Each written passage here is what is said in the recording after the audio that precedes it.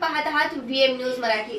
खासदार श्रीमंत छत्रपती उदयनराजे भोसले यांनी सातारा जिल्ह्यातील खटाव तालुक्यातील राष्ट्रवादी शरद पवार गटाचे नेते प्रभाकर घारगे यांची भेट घेतलेली आहे। त्यांच्या या भेटीनंतर राजकीय चर्चांना उधाण आले आहे। पाहूयात ही बातमी।